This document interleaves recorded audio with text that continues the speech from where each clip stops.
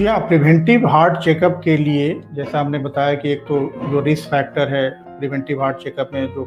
Risk factor है, blood pressure, diabetes, cholesterol, इन सब की जांच हम लोग कर लेते हैं। क्लिनिकल एग्जामिनेशन करते हैं कि पेशेंट का कोई सिम्टम है या नहीं है, या स्टेथोस्कोप के द्वारा कि हार्ट में कोई प्रॉब्लम है, फेफड़े में कोई प्रॉब्लम है।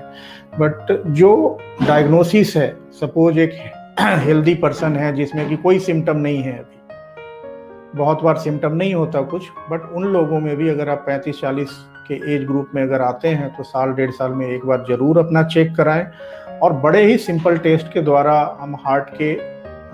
फंक्शन को, हार्ट के स्टेटस को हम लोग जान सकते हैं कि हमारा हार्ट अभी किस कंडीशन में है, उसका स्टेटस क्या है। सबसे जो सिंपल टेस्ट इसमें है वो इलेक्ट्रोकार्डियोग्राफी, जिसे ECG बोलते हैं,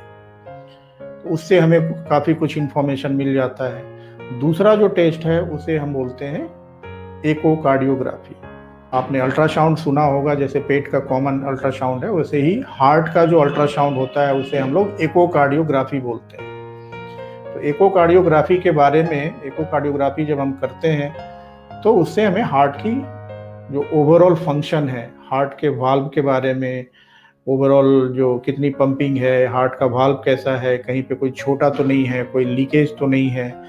या बहुत बार केसेस में पेशेंट एसिम्प्टोमेटिक होता है, आता है किसी और रीजन से या कुछ एटिपिकल सिम्टम के साथ आता है, और हम हार्ट का एकोकार्डियोग्राफी करते हैं और उसमें उसको हार्ट में छेद निकल आता है या कोई और परेशानी निकल आती है। वो सिंपल टेस्ट है, बहुत ही 5 से 10 मिनट का टेस्ट लगता है, कोई उसमें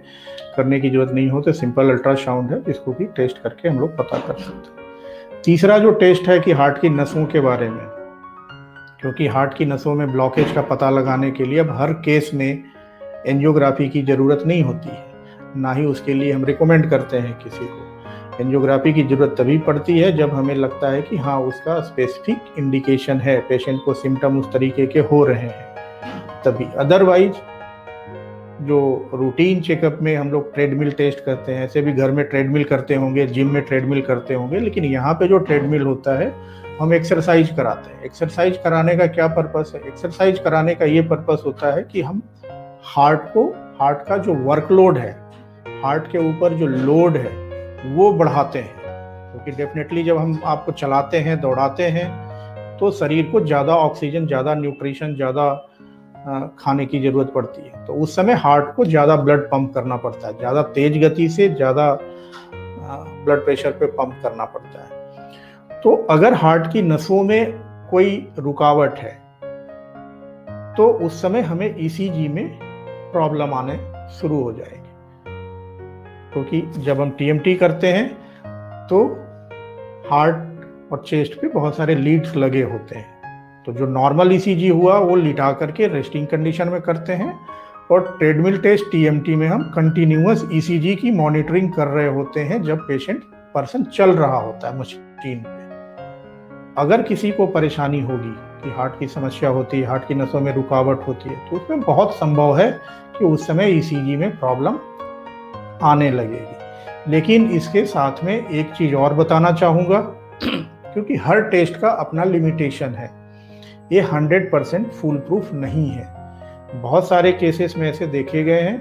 कि TMT निगेटिव था, मतलब नॉर्मल था, और फिर पर्सन को 15-20 दिन बाद, 1 महीने बाद उसको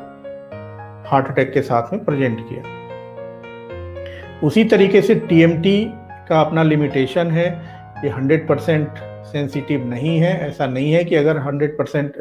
अगर आपका रिजल्ट निगेटिव आया या नॉर्मल आया तो आपके ब्लॉकेज नहीं होंगे, बट एक स्क्रीनिंग पर्पस के लिए ये बेहतर टेस्ट है जिसे हम लोग स्क्रीन कर सकते हैं। चौथा टेस्ट है एक स्ट्रेस इको के द्वारा। स्ट्रेस इको में भी हम लोग नॉर्मल रेस्टिंग कंडीशन में एकोकार्डियोग्राफी करते हैं, फिर मशीन पे चलाते हैं और वापस फिर उसको एकोकार्डियोग्राफी करते हैं। उसमें भी सेम पर्पस है कि जो नॉर्मल कंडीशन में हार्ट की पंपिंग है, कोई जो सारा एरिया ठीक से काम कर रहा है या नहीं कर रहा है, और चलने के बाद उसमें कोई कमी तो नहीं आई है। एक और टेस्ट है धड़कन को देखने के लिए, जिसमें हम 24 आवर्स के लिए एक मॉनिटर लगा देते हैं। पेशेंट अपना नॉर्मल काम कर रहा होता है, डे टू डे लाइफ में अपना घर चला जाता है, लगा करके 24 घंटे उसकी धड़कन की मॉनिटरिंग करते हैं, जिसमें कि हमें पता चल जाता है कि धड़कन उसका कहीं प्रॉब्लम तो नहीं आ रहा है, उसकी वजह से चक्कर वगैरह तो नहीं आ रहा है, या धड़कन की कंडीशन कितनी है, बहुत ज़्यादा आ रहा है, कम आ रहा है, उसको इम्पोर्टेंस देना है या नहीं देना है, वो है। बाकी कोलेस्ट्रॉल की जांच है, शुगर की जांच है, किडनी की जांच है, और ब्लड का जो simple CBC complete blood count वगैरह करके हम लोग इन सिंपल टेस्ट के द्वारा हार्ट की समस्या को प्रीलिमिनरली